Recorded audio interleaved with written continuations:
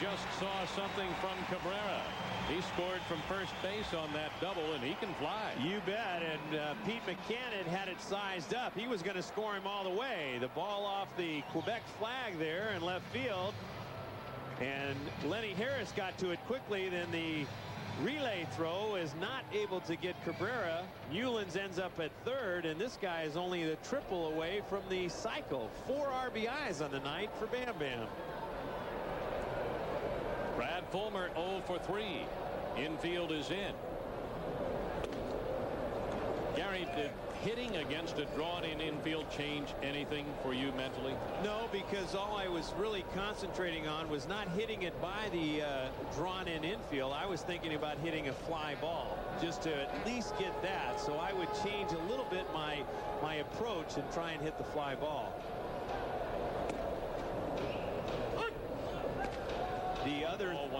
The other thought is just that you want to at least make contact. Here is a situation you don't want to strike out, and the infield in, it makes you a better hitter because you got a better chance. Here's a drive into right center. Nunnally over, and it's past him into the gap for extra bases. Newlands scores from third easily on a double by Brad Fulmer, and the Expos take a 6-3 lead.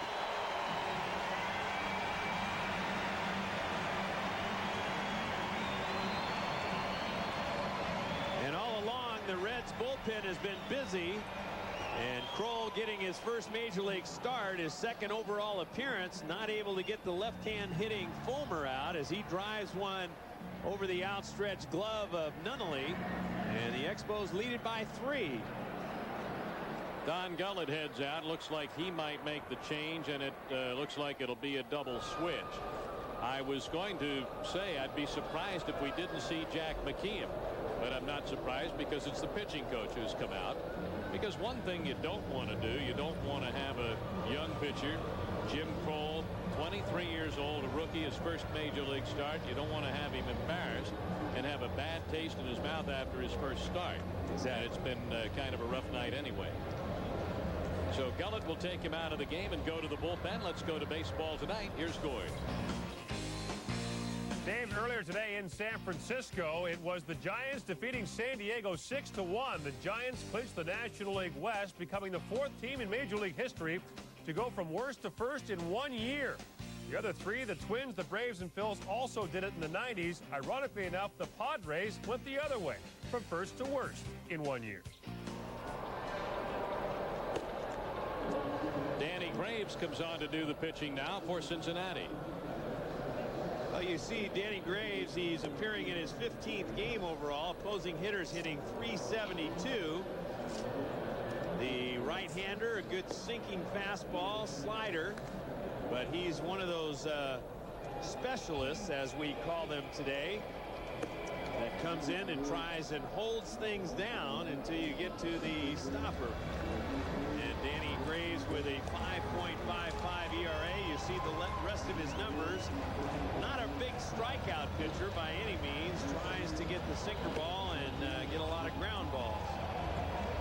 And in the double switch that came out, Mike Kelly now takes over in left field. So it's Kelly, Watkins, Nunnally in the outfield.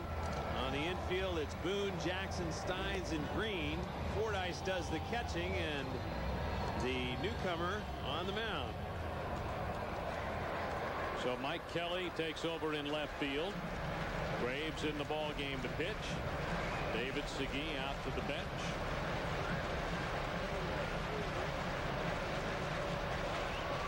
Carlos Perez on our left.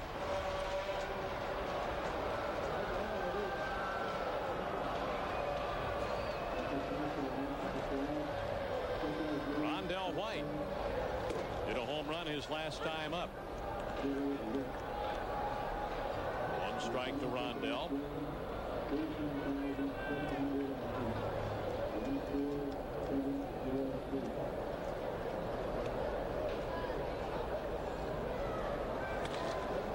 Rondell White driving a ball into the gap in left center. A dive by Watkins. He comes up empty. Headed for home is Fulmer. Headed for third is White. The relay not in time. And it's a triple into the gap in left center for Rondell White. And the Expos lead 7-3. Well, one of the things that Jim Beattie emphasized during our fourth inning stint with him was just that the fact that these Expos just don't give up. Rondell getting a breaking ball and going down after it. A good effort in the outfield by Pat Watkins, and Rondell comes up with the triple and another RBI. 82 now on the year for Rondell. Ground ball up the middle. Base hit for Doug Strange. His second hit. He drives in a run, and the Expos lead 8-3. They have erupted for 4 runs on a walk and 4 straight hits against the Reds here in the 6th inning.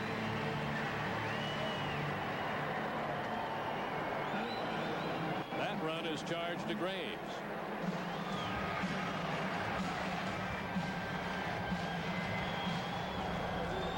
Now Ryan McGuire.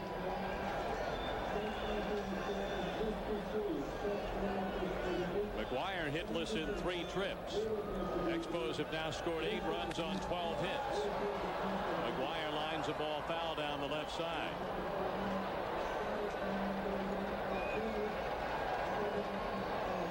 Well, last night's ball game, Mike Morgan 3-hit the Expos, winning by the score of 7-1. The Expos have come right back against Kroll and now Danny Graves and have 8 runs.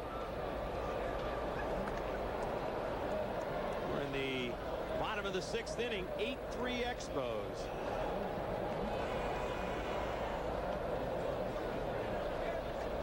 One to McGuire outside. Nope, it caught the corner. And a ball and 2 strikes to Ryan. Yeah, sometimes you got to wait on Dana DeMuth a little bit. He's a little late in some of his calls, but that just caught the outside corner.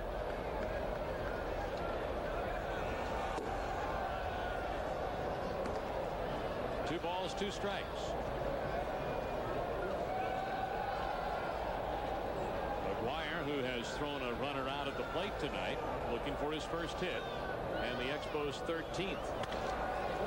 Ground ball to Steins, to second for 1, on to first for 2, an inning ending double play for 6-3. Expos got 4, they lead 8-3. Hi there, would you like to make a long distance call? Get out of here. Long distance. Gotta call my grandmother. I'm driving a stretch now. Oh, guess who I had in the limo last week? No, I can't tell you. No, I signed a contract. I'm not allowed to say anything. She's got a bit of a weight problem. That's her. I'm driving her around, and you know what she wanted? Fast food. She just sat in the back of the car eating. Well, I guess that's why she wanted the stretch limo, so she could, stretch out. There's always something to say long distance. What are you waiting for? No, I think she's collecting the toys or something. It's sensual, magical. It's Carnival. The makeup they use comes from Brazil's rich red soil. The same soil that produces the famous Santos Aranicas. They lend a smooth flavor to the Nabob Coffee Company's newest blend, Carnival Brazil. A coffee as rich as the country itself. At Nabob, we get better beans. You get better coffee. The Expos with an 8-3 lead as we move into the 7th inning here. Certainly one of the highlights of this 1997 season for the Expos came on the 1st of July when Juden was matched up against Roger Clemens. The other cities out there in Ottawa. And Juden had a big day. The Expos had a big day. He struck out a career high 14, picked up his 10th win, beat the Jays 2-1. And the losing pitcher that day was Roger Clemens, and it was the pinnacle of the career of Jeff Juden, and things have been downhill for him since then, being traded to the Indians, into the Indians rotation, out of the Indians rotation, and he's struggled over there. And wondering whether or not he's even going to be on the roster come playoff time. But Jeff Juden, that 14 strikeout performance brought on a lot of cheers from Blue Jays fans. And the Nukester, well, he was, I guess, a little bit short-lived here in Montreal, and is now in another city, and wondering whether or not he's even going to stay in Cleveland. Coming up on TSN tomorrow, 7:30 in the morning, the Luxembourg Grand Prix. Now, Jacques Villeneuve's coming off the win in Austria last week. He's just a point behind Michael Schumacher in the point standings. So it promises to be exciting and thrilling as usual. Formula One racing here tomorrow morning on TSN. First ball hitting Fordyce. The catcher pops it up. Strange with the play. Competes with the fans and wins. Now here's a case. We've talked about this, but here's a case where if the fan had interfered with the ball, the batter would have been called out. Yeah. Strange, it is not in the stand. See, the fan is reaching over, but Doug made the play. I like the look that Strange gave to the fan, but Gary Darling, the third base umpire, gets in perfect position, and if the fan would have interfered, then he would have been called out. Didn't need to. Strange made the play. Yeah, Doug, the look on Doug's face comes from the fact that, wait a minute, I'm playing in my home park. Yeah. These are supposed to be Expos fans. They're not supposed to be interfering with the ball. Exactly.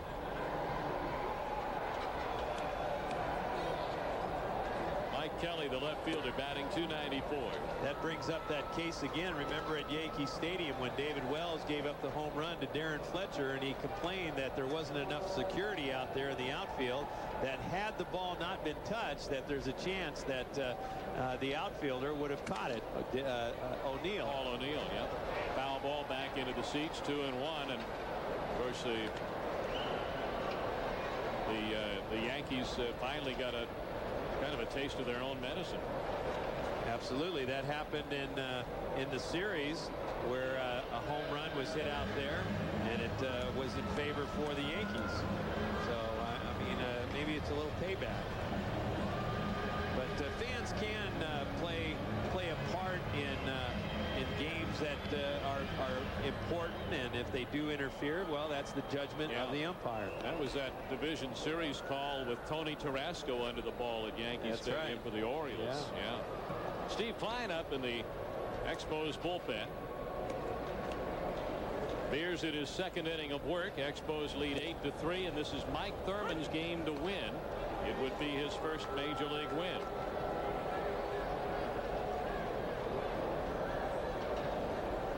Two on Kelly, who's got a new bat.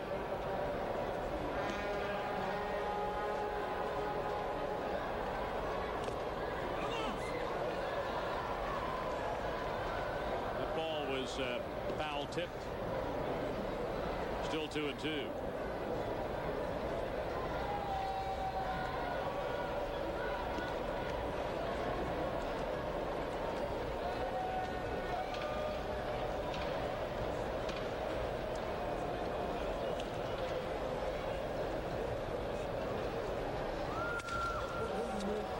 Line to the left field corner, and that's a fair ball and in play, and Kelly's on his way to second, standing up there with a double, a one-out double here in the seventh. And it sounded like he broke his bat again.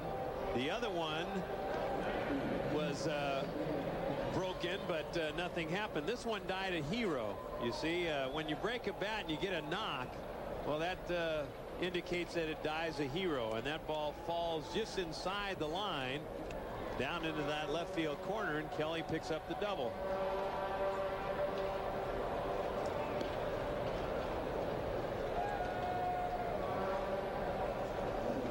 Damian Jackson 0 for 3, the shortstop.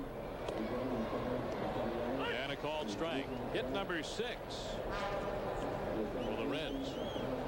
4 of the hits have been allowed by Beers in an inning and a third. Starter Mike Thurman only gave up 2 hits in 5 innings. Ball is fouled out of play.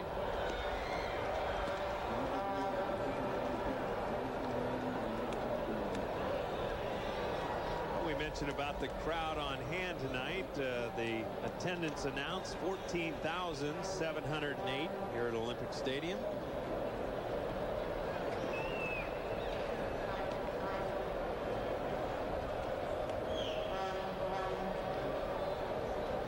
Two pitch, and it's hit the other way down the right field line. Here's McGuire diving, can't get it. It's by him to the corner. Coming on to score is Kelly. On his way to third is Jackson, And he'll be held up there on a 3-base hit to the right field corner. Back-to-back extra base hits for the Reds, and they pick up their 4th run, their 2nd against Beers. Good effort by McGuire in right field, but once again it brings up the argument of the danger that occurs when trying to make a diving play on this AstroTurf. McGuire not able to come up with it, and it rolls all the way to the wall. Therefore, Jackson getting the triple and the RBI, and that's going to be it for Dave Beers. And the Expos will go to the left-hander, Steve Kline. Expos lead 8-4. Back in a moment.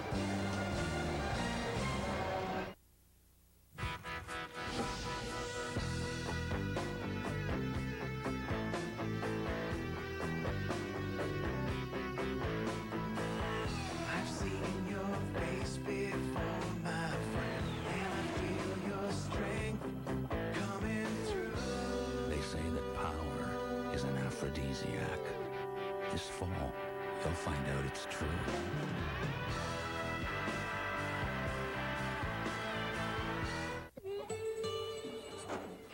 It's him, Lindsay. You still like her, don't you? Come on, Bobby. Ew! I remember him. He's funny. He looks taller. I knew it. She's not bad, I guess, for a girl. Well, I guess he knows a good thing when he sees it. Kmart rules for back to school. When it comes to brakes, one name shines brightest. Raybestos, the best in brakes. With defective brakes, your car handles like this. With new Raybestos brakes and regular checks by your technician at the specialist, your brakes respond better. Remember, brake pads should never be more than 75% worn. Reliable brakes are essential to your safety, so give yourself a break. Ask for Raybestos brakes at the specialist, your car care center. Steve Kline takes over for Dave Beers. Kline is the 3rd Montreal pitcher to work. It's Mike Thurman's game to win. 8-4 Expos. Coming in as part of the double switch and playing at 3rd base now, Jose Vidro. Vidro will bat in the 9th spot in the order. And Klein's, of course, will hit in the Doug Strange spot. So there's Vidro at 3rd. And Strange is out of the game now, and Kline is hitting 6th. Steve Kline appearing in his 25th game, 1-3 on the year, and picked up his first National League victory on that game-winning home run by David Segui the other night against the Florida Marlins. The runner at 3rd, Damian Jackson, belongs to Dave Beers. John Nunnally, the batter. 1 for 2 officially. He scored a couple. Ground ball right side, and being screened on the play, Cabrera's not able to come up with it. And so on at first base is Nunnally, and Jackson scores. That makes it an 8-5 game. Fulmer went to his right, and he screened Cabrera. For the most part, the rule of thumb is that if you can get to a ball, go ahead and go after it. Fulmer ranging to his right, the bounding ball, you're right, screened Cabrera, and then he was not able to come up with it because I think that Fulmer somewhat deflected that ball and out into right field. So a base hit for Nunnally, the run charged to Beers. Oh, they have now charged it an error to Cabrera. That's kind of a surprise. Nunnally will get an RBI, but that's a tough error for Cabrera trying to catch something he couldn't see. Stein's the batter 2 out of 3 because he was definitely screened by Fulmer.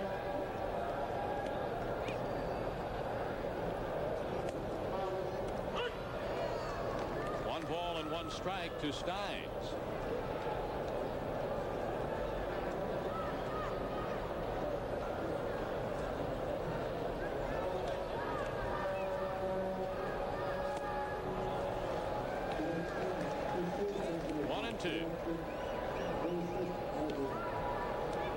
Expos bullpen gets busy once again. Anthony Telford, the right-hander. Nunnally has just been credited with a hit and the error erased. Well, so first thought was that it was a hit, and I think after reviewing after further review, that's really what it. The replay official has determined that it was a hit. Yes.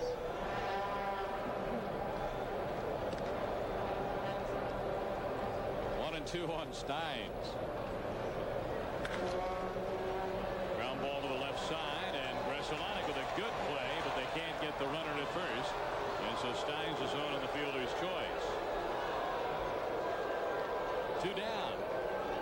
Steins does get down that line extremely well. It's almost like when he's hitting, he's already starting to go toward first base. Gresalonic with a fine play. Cabrera really had no chance as Steins avoids the double play. How do you like Cabrera's arm? I like his arm, but I really like the softness of his hands more than anything.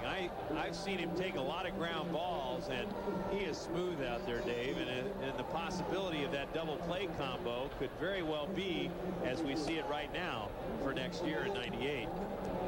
Willie Green, the batter, 2 out of 3. Hit a home run in the 4th inning. Singled in the 6th inning.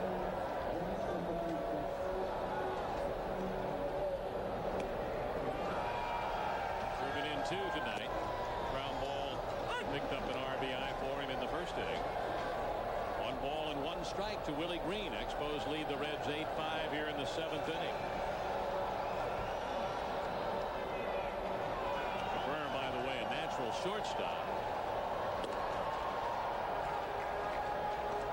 But then so was Mike Lansing when he came to the Expos. Well, that's it. And Cabrera can make the transition very well, and that would give you a guy that would fill in or actually take over at second base because Lansing has such a strong arm as well.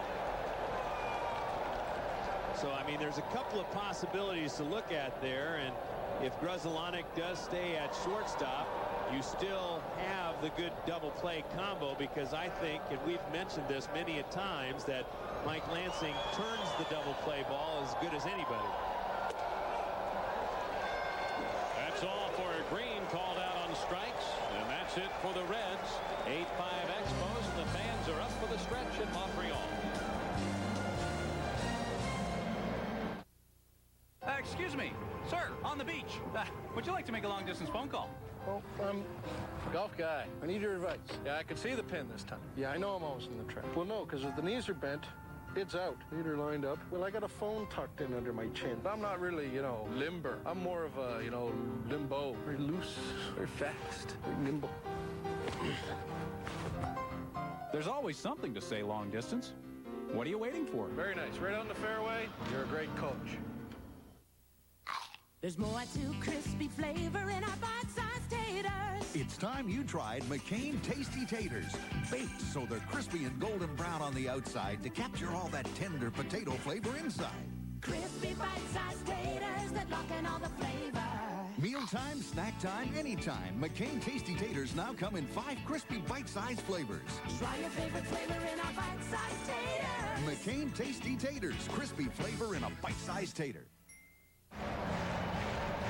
Dave Van Horn along with Gary Carter at Olympic Stadium. The fans up for the 7th inning stretch here. The Expos leading the game 8-5. Our last TSN telecast of the year.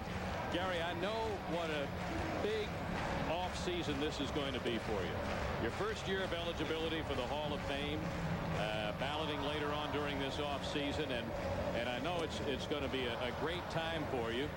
I know that to get in on the first ballot would mean a lot to you. To be considered and to garner a lot of votes first time around is going to be just tremendous. So whether it happens in the first year, I think it's a foregone conclusion by any of us that have watched you play. You were certainly the catcher of the decade of the 80s, unquestionably. And we wish you well. We know all of the numbers are there. We know that your accomplishments behind the plate certainly deserve a spot in Cooperstown. Want to wish you the very best. As I said, I know it's going to be a very important winter. Thanks, Pards. I appreciate it, and I look forward to it. I also look forward to getting together with you down there in Florida a few times and maybe playing a little golf. Well, we'll do that. Okay. Base hit up the middle for Chavez, and he has had 3 straight hits. Let's take a look just quickly here at some numbers. Here's Johnny Bench's games. Gary's, if you look at the numbers here, the reason that I like comparing to Bench, because we could compare to every catcher in the Hall of Fame, but Johnny Bench is recognized as probably the greatest catcher ever.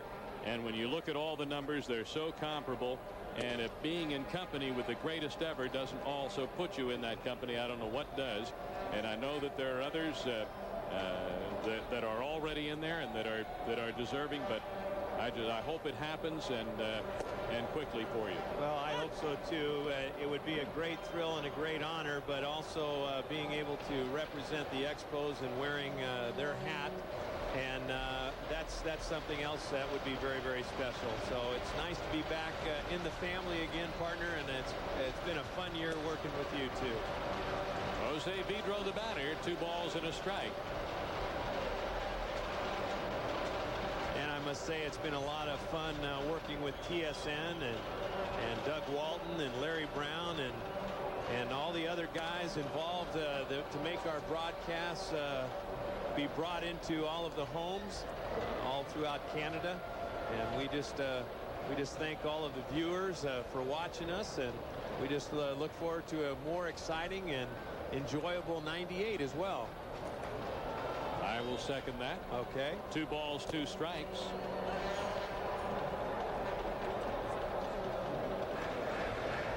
Checking out the Reds bullpen. They've got another one of the youngsters up, Scott Winchester.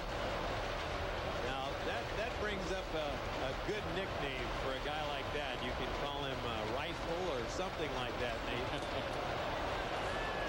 Vidro swung and missed. Throw down to second does not get Chavez. A strikeout of Vidro for out number 1, and Chavez steals the base. Well, Gary, your comments on the catcher stealing the base. I love it. Darren Fletcher picked up his first stolen base this year, and there was a lot of talk about that, but Chavez dives in head first. It didn't take him quite as long as it took Darren Fletcher to steal his base, but Chavez picks up the stolen base and gets into scoring position for Mark Grudzielanek.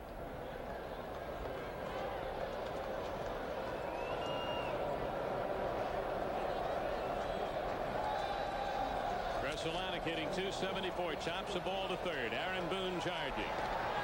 That's not Aaron Boone. Throw over to third base after they get the runner at first. Good job by Chavez. An alert play as he advanced. Well, you know, they had moved Lenny Harris to third base. Yeah, right? we had said the double switch that transpired, but what happened was that Harris went into the dugout to change gloves is what happened. Aaron Boone was out there until Harris came, so he kind of surprised us is what he did, but he makes a fine play here, coming in, throwing across the diamond, and getting the speedy Grudzielanek. Willie Green trying to get Chavez on the back end of the play, but Chavez gets to third safely. Cabrera up. 0 for 2 tonight. Sacrificed to move runners along in the third and helped set up the first 2 Expos runs. Walked and scored in the 6th inning. Chavez at third with 2 outs. The Expos leading 8-5 here in the 7th inning.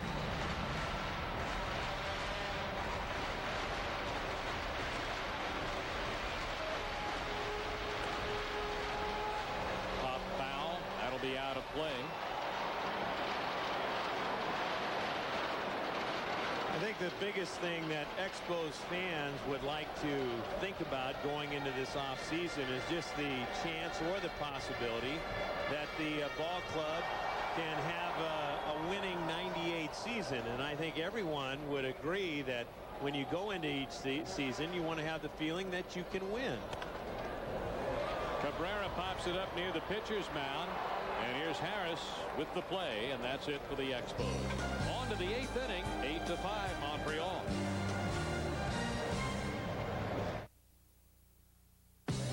With a supercharged 3800 V6, full-range traction control, and many other luxury and safety advancements, the Regal GS by Buick is not just any family car. But then, yours is not just any family. The Regal GS by Buick. Being a catcher's no walk in the park. Take Mike Piazza. This guy's a human target for a flamethrower who can reach speeds up to 100 miles an hour. Even foul tips to the mask go with the territory. And he's got to call pitches, handle pickoffs, pitch outs, and pop-ups. Not to mention human freight trains hurtling toward him. Spikes first. Try telling Mike Piazza baseball isn't a contact sport. I fry bacon in the nude. I rip labels off of pillows. I sometimes mix colors in with my whites. What about it? Everyone has a different view of risk. I sometimes return a video without rewinding it. At Canada Trust, our breakthrough personal investment program gives us an in-depth understanding of your views on risk, letting us personalize a plan that's right for you. Call now for an appointment. I golf during thunderstorms, but never on Sundays. Well, through 7 innings of play, Expos hold an 8-5 lead. Mike Thurman in a position to pick up his first big league win. And Bam Bam Hensley Mullins looks like the MVP so far this game. A 3-for-3 night for him, including a home run, 4 RBIs. Willie Green tattooed one for his 26, and Rondell White added on to his career high in home runs, now at 28. So Mullins so far with a big night, and here in this 8th inning we'll see Pat Watkins, Lanny Harris, and then a pinch hitter. Rondell White joining Mullins in the home run department tonight. Watkins has struck out twice, sacrificed once. I think for almost 4 months of this season